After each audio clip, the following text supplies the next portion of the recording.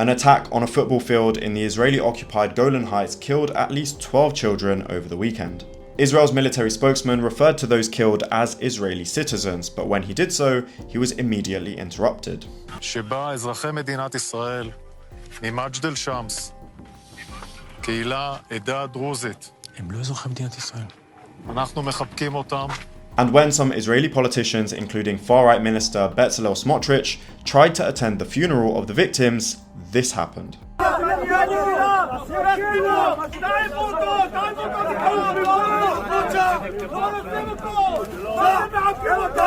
So what is this all about, and how can it help us understand the Druze community that live in the highly contested Israeli-occupied Golan Heights? So this attack happened on the Druze village of Majdal Shams, and the 12 children who were killed were not Israeli passport holders or Israeli citizens. In fact, they were Syrian Arabs, like much of the Druze community who live in that area.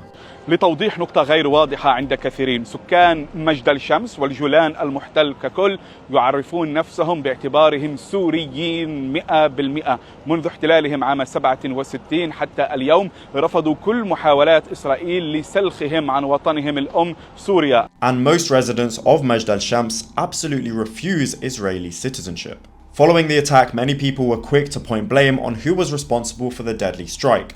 Israel, the US, and some Syrians blamed the Lebanese group Hezbollah. But Hezbollah claimed the strike was from a misfired Israeli Iron Dome rocket. The funeral procession for the 12 killed children was attended by much of the Druze community in Majdal Shams.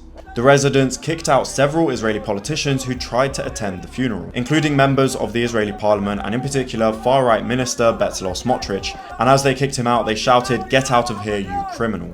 Those living in the occupied Golan Heights are now a mix of Syrian Arabs and Israeli settlers. Syrians in the Golan taking on Israeli citizenship has become more common since the Syrian war erupted in 2011, but the vast majority reject it. Non-citizen Druze, who are a religious minority group, are regarded as having permanent residency status by the Israeli government, but can't participate in elections. Some members of the Druze community do in fact serve in the Israeli army. The Golan Heights is a strategic area that borders Lebanon, Syria, Israel, and Jordan. It's recognized as part of Syria but was occupied by Israel in 1967 and later annexed by Israel in 1981. UN Resolution 242 calls for Israel to withdraw from the Golan Heights and other territories it occupied in 1967, including Gaza and the West Bank. But back in 2019, Donald Trump said the US should fully recognize Israel's sovereignty over the Golan Heights. Some Israeli officials who blamed Hezbollah for the attack now warn of a strong response, something they've done multiple times in the past 9 months. But Lebanon's parliament speaker said Lebanon absolutely does not want war. But now many people are asking the question, will Israel use this attack to further expand its war?